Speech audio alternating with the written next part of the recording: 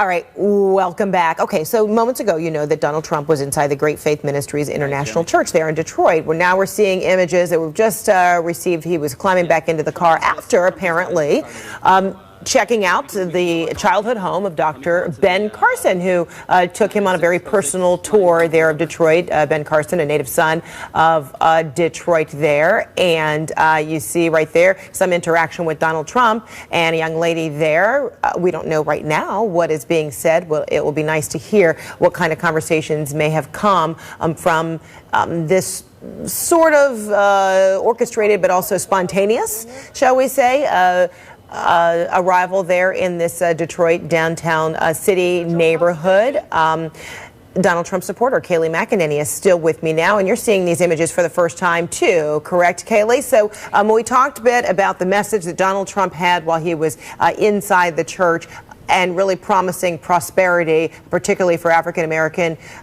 voters and the community, and also promising, if as president, he would help bring jobs to Detroit. He talked about touring Detroit earlier and saying how disheartening it was to see so many closed shops. Now he's in a neighborhood of Detroit. So help me understand, or help everyone understand, how this is going to be a moment for the Donald Trump campaign to help reinvigorate, perhaps even, or even inspire more support, particularly among African-American voters, that he is in Detroit and he's doing this on this Saturday.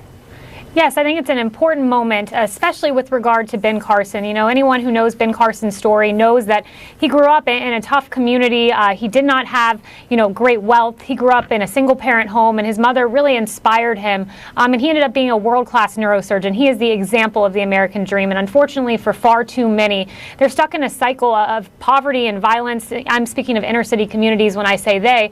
And Donald Trump wants to fix that. One of the things he's proposed is there are these visas called J-1 visas, where we give $100,000 out a year to foreign workers who come in and temporarily work for various businesses, and he wants to give those to people who need them, Americans who need them, Americans who can't find jobs, particularly in the inner city community. So I think BenCarson this is an important story that he's highlighting, and he's bringing his policies to this community, which is great. All right, Kayleigh, we also have Jeremy Diamond, who is reporting there on the scene, and I understand that Jeremy is able to be with us right now, and you've got Dr. BenCarson. All right, let's talk. What's happening there? Hey, Frederica, we're here with Dr. BenCarson right in front of his childhood home, actually. Dr. Carson, this is where you grew up, and you decided to bring Donald Trump here. He's just about to leave. What was it like bringing him here? Well, this was our dream home, and we had to leave here for several years. It was always our dream to get back here, and I just wanted him to see a little bit about what it was like, what the neighborhood was like, and we also went through some of the more blighted areas of Detroit, which when I was growing up was a very prosperous city. It was once the most prosperous city in America, and has unfortunately undergone some pretty awful things. And I think maybe there are things that we can learn as a society, because in order for our country to be great again, every aspect has to be great, including our inner cities. And we just saw Mr. Trump here. I asked him, how did it go? And he said, great. And he said he learned a lot of things. What do you think he took away from today? My luggage. Hold on. Okay. Looks like Dr. Carson is going to try and find his luggage, and he'll be right back with us. But this is where we are right here. We're right in front of the home of Dr. BenCarson, and this is where he grew up, actually. And he just brought Mr. Trump here. Trump came here for just a few minutes. He walked over here, spoke with this woman down here in the driveway, who is actually the owner now of Mr. Carson's home. And he's actually back with us again. So we're going to continue. Oh, good. That means luggage found. Is it all okay? It's getting taken care You're taking care of it. Yeah. So tell us, what do you think Mr. Trump learned from coming here and also speaking at the church service? Did he speak with people? What were the private interactions like? He had an opportunity to speak with several people.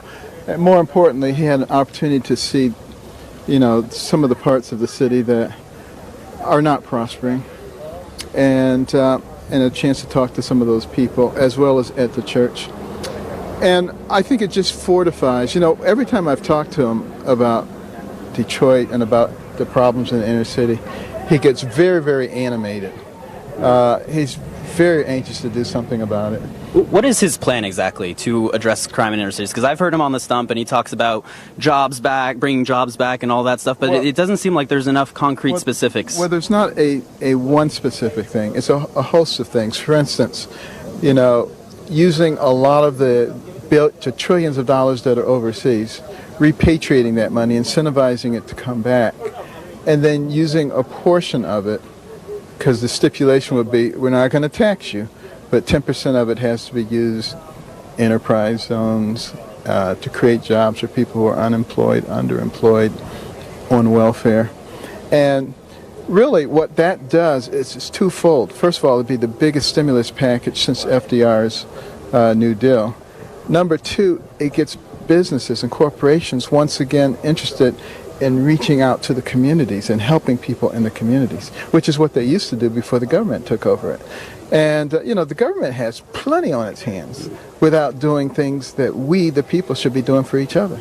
Right. So it seems like what Donald Trump has is an economic plan, right, for the country.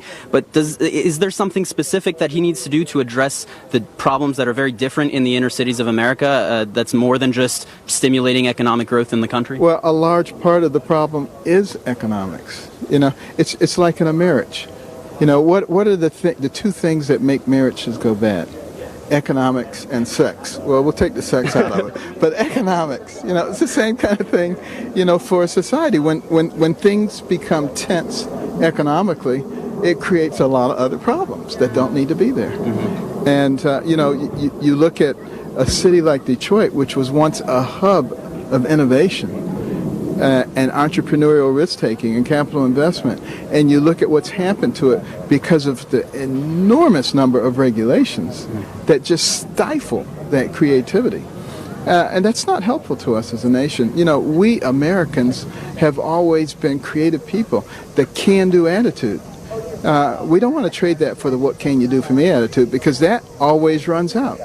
All the societies that have gone that way end up looking the same way, with a small group of elites at the top who control everything, a rapidly diminishing middle class, and a vastly expended dependent class. We don't need that. When Donald Trump talks about poverty in the inner cities and he talks about crime in the inner cities, he describes a world in which you say, you walk out your door and you can get shot. And his solution to that is more police. That's what he said, is bringing more police into the communities.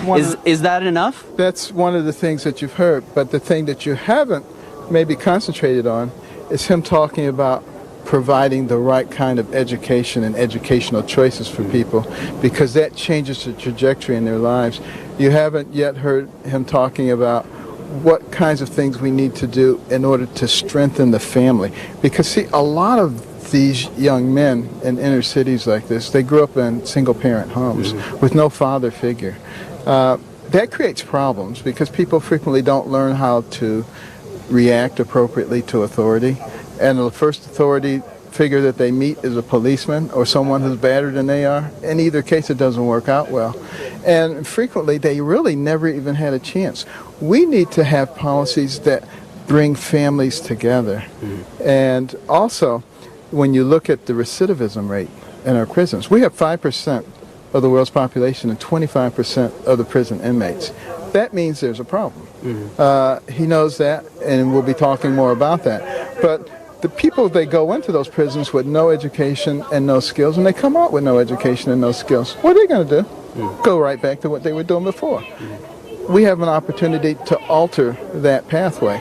Means we also need to get involved in helping people when they finish their prison sentence to be able to obtain work and change the direction of their lives. Do you think when Donald Trump says, what the hell do you have to lose? We spoke today with a number of community leaders who are outside the event this morning protesting, and one of the things that they said is, listen, we have a lot to lose, actually, by, our voting rights, our civil rights, the number of gains that African Americans have made over the decades.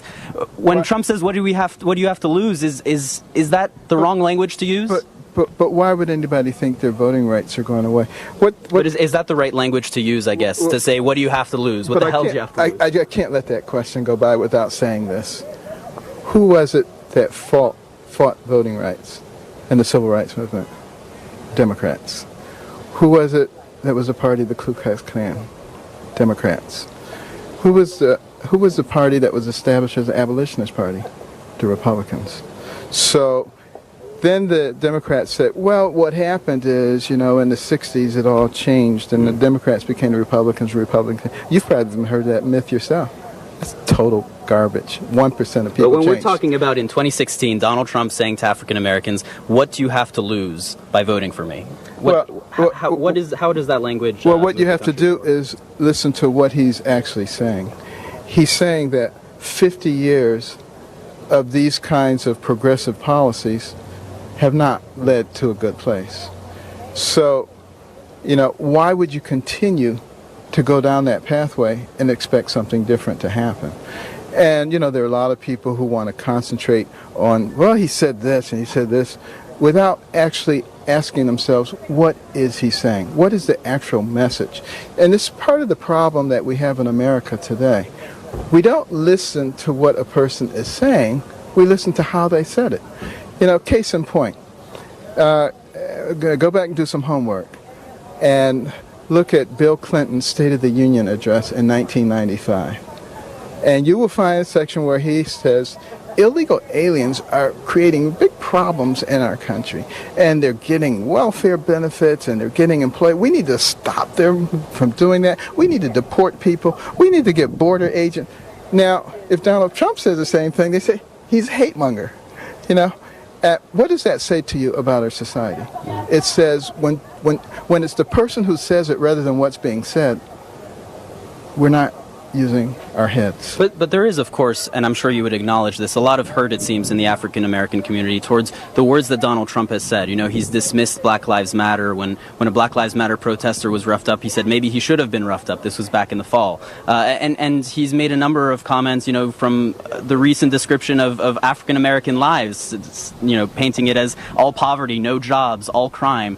Well, is that language helpful? Is there a way that he can... Well, if you ask him about those comments, though, and allow him to explain it, you'll see he says very readily, I have a lot of African American friends who are very wealthy, who do very well, and I know that the majority of black people don't live that way. But the problem is we have a very large percentage of people in our inner cities who are not experiencing any of the benefits of our society, and that's a problem for all of us. That's the real message. That's a message that really should resonate with anybody who actually cares about what's going on, as opposed to who has a political agenda. So how many African American votes is he going to win? What percentage of the African American vote do you think that he can win in this election? I don't know, but I do know that in the NBC SurveyMonkey poll a couple of weeks ago, he was polling at 1%. A week later, he was polling at 8%.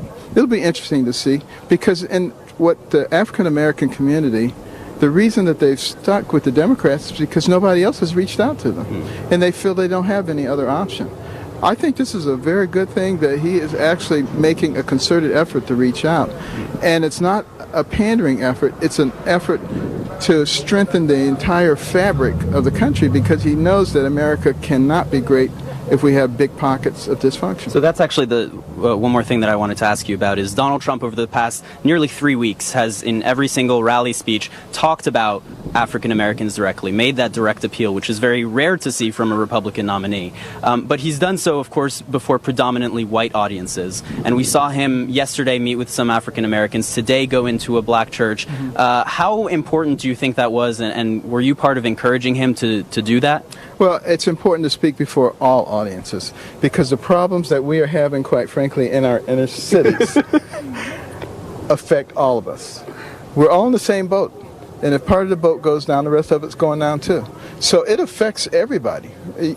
But I think it was very important for him to start talking about it before he came to the black community, because you want to sow the seeds of peace and cooperation before you go there, and it makes it less likely that the agitators can create a big ruckus. So you think the fact that he made that outreach, even if it was before predominantly white audiences, helped set him up for a more receptive Absolutely.